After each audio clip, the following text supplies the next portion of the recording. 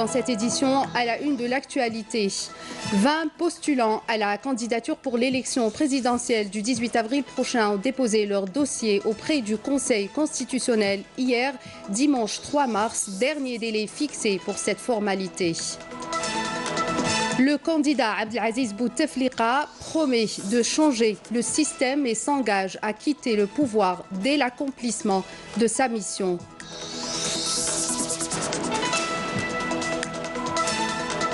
Le ministre de la Justice, garde des Sceaux, a été reçu aujourd'hui par le président tunisien en marge des travaux de la 36e session du Conseil des ministres arabes de l'Intérieur à Tunis. À Mila, en visite dans la Wilaya, le ministre de l'Industrie et des Mines inspecte plusieurs projets d'investissement relevant de son secteur. Bienvenue à tous. 20 candidats à la présidence de la République ont déposé leur dossier auprès du Conseil constitutionnel à la fin du délai légal fixé pour cette formalité, soit hier dimanche 3 mars à minuit. Le Conseil doit statuer sous 10 jours sur la validité des candidatures. Le dossier de candidature de M. Abdelaziz Bouteflika à l'élection présidentielle du 18 avril prochain a été déposé hier soir au niveau du Conseil constitutionnel par son directeur de campagne électorale, Abdelghani Zahlan.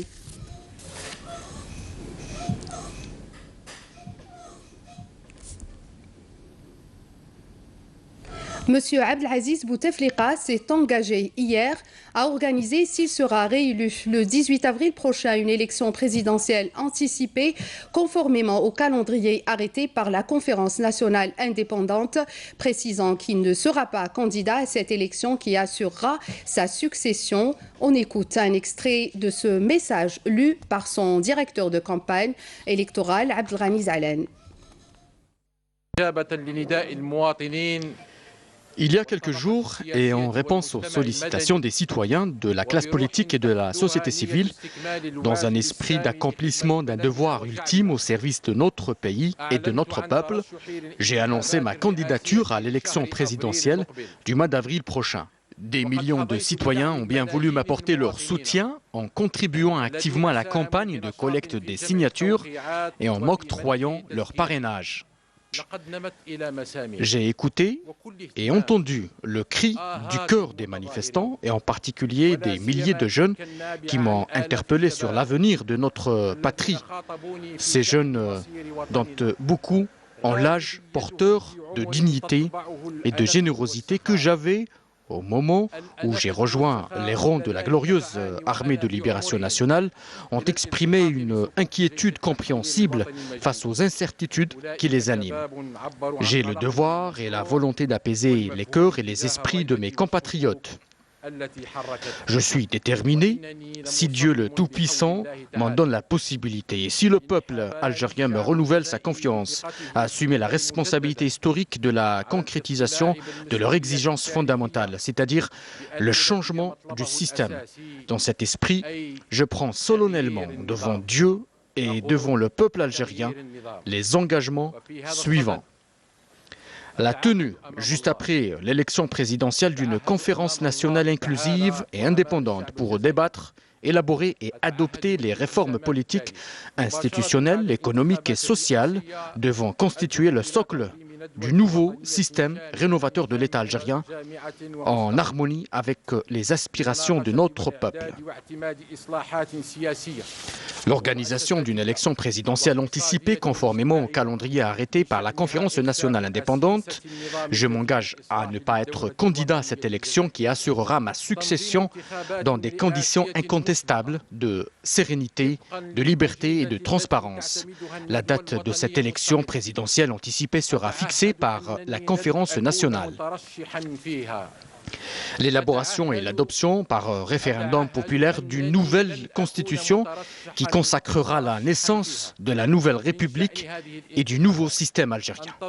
La mise en œuvre rapide de politiques publiques garantissant la redistribution des richesses nationales plus juste et plus équitable, et l'élimination de la marginalisation et de l'exclusion sociale, y compris le phénomène de la harga, ainsi qu'une mobilisation nationale effective contre toutes les formes de corruption.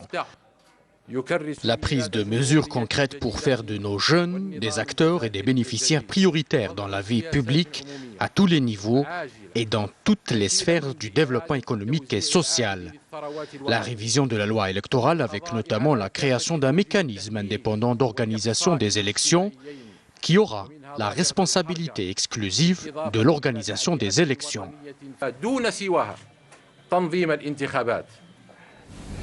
Le général de corps d'armée Ahmed Gaïd Salah, vice-ministre de la Défense nationale, chef d'état-major de l'armée nationale populaire, effectuera demain une visite de travail au niveau de l'académie militaire de Cherchell, le défunt président Houari Boumediene. Cette visite sera une occasion durant laquelle le général de corps d'armée aura évalué le degré d'application des programmes de formation au niveau de l'académie et tenir une rencontre d'orientation avec les cadres et les élèves officiers de ce prestigieux établissement de formation. Le ministre des Affaires étrangères, Abdelkader Messahel, participe aux travaux de la 151e session ordinaire du Conseil de la Ligue arabe au niveau ministériel. Les travaux se tiendront au siège de la Ligue arabe au Caire et s'étaleront sur 2 jours, le 5 et le 6 mars. Plusieurs dossiers sont inscrits à l'ordre du jour, notamment la situation qui prévaut dans le monde arabe, la question palestinienne, la situation en Libye et en Syrie. Le chef de la diplomatie algérienne participera également à une réunion tripartite entre l'Algérie, l'Égypte et la Tunisie pour discuter des dernières évolutions en Libye. Le ministre de la Justice, garde des Sceaux, Taïeb Louh, qui conduit une délégation algérienne aux travaux de la 36e session du Conseil des ministres arabes de l'Intérieur à Tunis, a été reçu par le président tunisien Beji Gaïd Essebsi.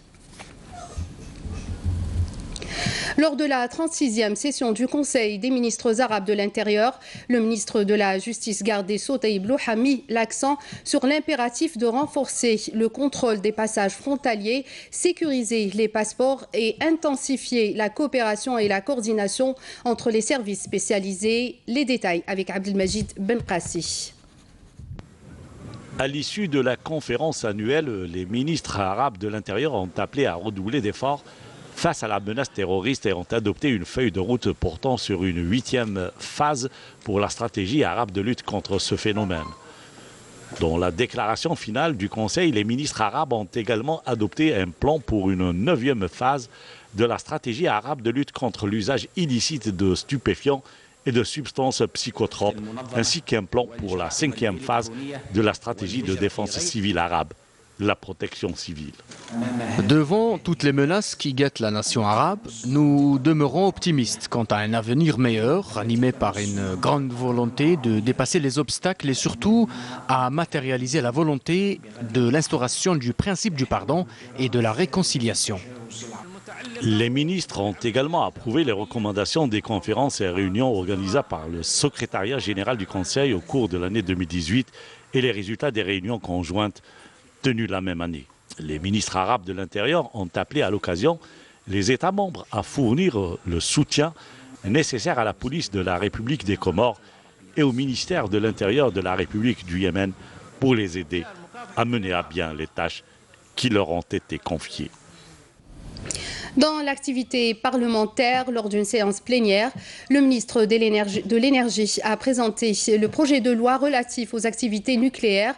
Moustapha Guitouni a affirmé que l'utilisation de l'énergie nucléaire à des fins pacifiques était un choix stratégique de l'Algérie dans le but de diversifier les ressources énergétiques et garantir l'avenir des générations montantes.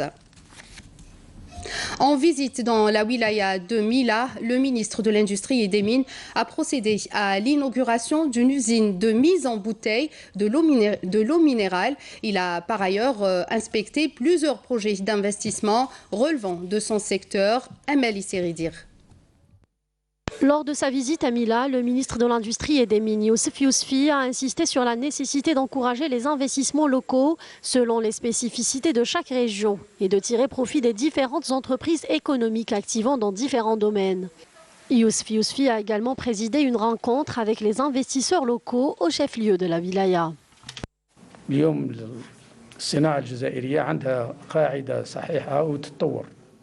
Aujourd'hui, l'industrie en Algérie a une bonne base. Elle est en constant développement. Il faut dire que nous avons une industrie diversifiée, à savoir dans le domaine de la sidérurgie, celui des textiles, l'industrie mécanique, bien sûr, et l'électricité. Les prix attirent la concurrence. Pour ce qui est du ciment, par exemple, vu qu'il y a de la concurrence, les prix ont baissé de presque la moitié. Concernant le reste des produits, ça sera la même chose. Par ailleurs, le parc industriel de la wilaya de Mila a été renforcé par un bon nombre d'unités de production, ce qui permettra d'alimenter le marché local en produits 100% made in Algeria et de baisser ainsi la facture des importations. La 6e édition de la fête de l'olive est lancée à Tizi Ouzou. Plus de 50 exposants y prennent part. Les détails avec Hassiba Abdallah. Bout célèbre la fête de l'olive. Les exposants mettent en évidence leur production, composée essentiellement de produits du terroir. Nous sommes venus à la fête d'olive pour la première fois. Nous sommes là pour vendre et exposer nos produits. Nous accordons beaucoup d'importance à nos terres et à nos huiles. Nous avons créé une coopérative pour respecter les cahiers des charges. Un programme varié ponctue cette fête annuelle, comme des rencontres de sensibilisation au profit des agriculteurs portant sur l'amélioration des cueillettes ainsi que l'intensification des plantations. Nous tenons à avoir une idée sur le travail des différents artisans. Pour cela, nous échangeons nos produits pour pouvoir faire une évaluation. C'est un appel aux gens concernés pour apprendre les différentes techniques afin d'entretenir leurs oliviers et avoir une bonne récolte avec laquelle ils peuvent vivre. La production d'huile a atteint plus de 19 millions de litres contre 18 millions la saison antérieure, avec l'objectif d'atteindre 400 plants par hectare contre une centaine actuellement. Beaucoup de jeunes entrepreneurs réussissent à monter leurs projets grâce aux dispositifs de soutien à l'emploi comme l'ANSEJ. Notre exemple aujourd'hui est une femme de Betna qui a ouvert sa propre unité de fabrication de produits parapharmaceutiques. Commentaire Naïma Haouch. Cette jeune femme est devenue entrepreneur après des années de chômage. Avec son diplôme en chimie organique, elle a pu bénéficier de l'aide de l'ANSEJ pour créer une unité de production des produits parapharmaceutiques dans la wilaya de Betna. J'ai fait une étude économique et technique du projet et je l'ai déposé auprès de l'ANSEJ à Betna. J'ai eu un prêt d'1 million de dinars.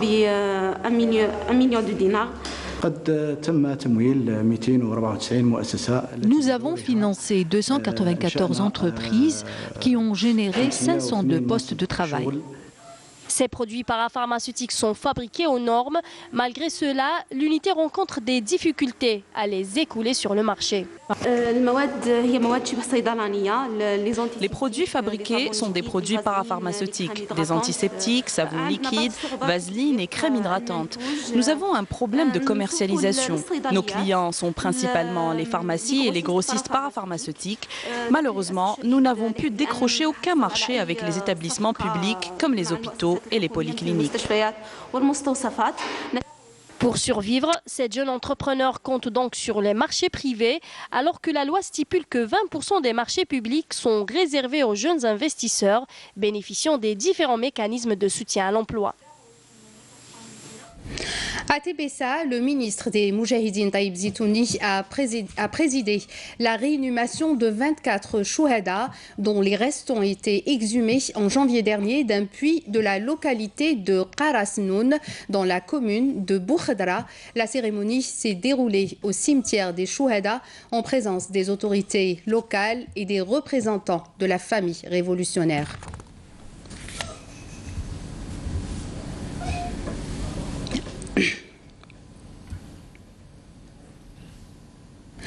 Selon un communiqué du ministère de la Défense nationale et dans le cadre de la lutte antiterroriste, un détachement de l'armée nationale populaire a découvert et détruit hier lors d'une opération de fouille et de ratissage menée à Skikda une casemate pour terroristes contenant 9 bombes de fabrication artisanale ainsi qu'une quantité de substances explosives et divers outils de détonation. De même, des détachements combinés de l'ANP ont arrêté 2 éléments de soutien au groupe terroriste et ce suite à deux opérations distinctes menées à Sétif et à Oran. Et toujours dans le cadre de la lutte contre le crime organisé, des gardes-frontières ont saisi à Tlemcen une importante quantité de kifs traités s'élevant à 2 quintaux et 6 kg, tandis que des éléments de la gendarmerie nationale ont réussi à démanteler à Oran un réseau de narcotrafiquants composé de 10 criminels et ont saisi également 20 kg de kifs traités, 4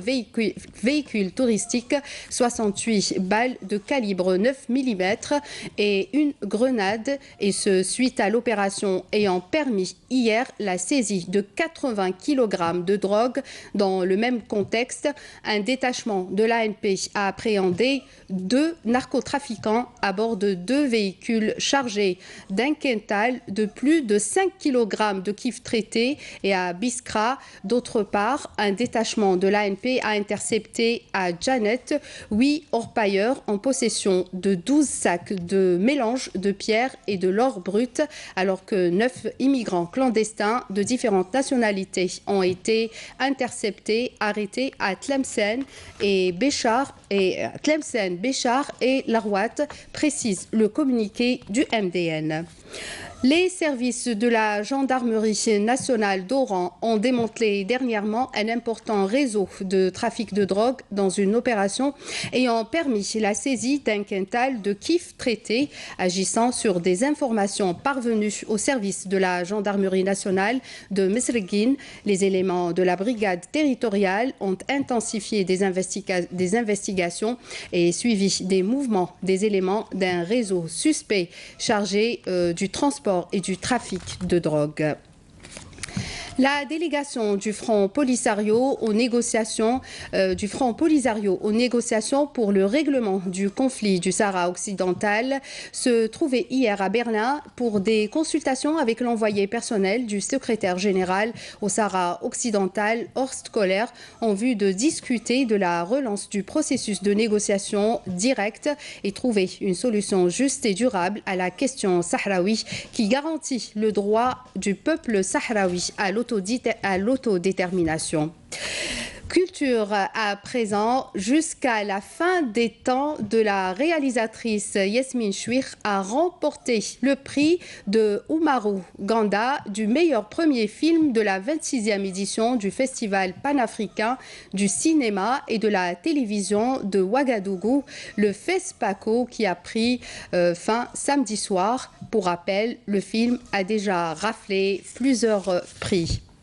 Voilà, c'est la fin de cette édition. Voici le rappel des titres. 20 postulants à la candidature pour l'élection présidentielle du 18 avril prochain ont déposé leur dossier auprès du Conseil constitutionnel hier, dimanche 3 mars, dernier délai fixé pour cette formalité. Le candidat Abdelaziz Bouteflika promet de changer le système et s'engage à quitter le pouvoir dès l'accomplissement de sa mission. Le ministre de la Justice, garde des Sceaux, a été reçu par le président tunisien en marge des travaux de la 36e session du Conseil des ministres arabes de l'Intérieur à Tunis. Et à Mila, le ministre de l'Industrie et des Mines était en visite où il a inspecté plusieurs projets relevant de son secteur. Je vous rappelle que tous nos programmes sont disponibles sur les sites internet de la télévision, la chaîne YouTube, ainsi que notre page Facebook. Excellente soirée sur Canal Algérie.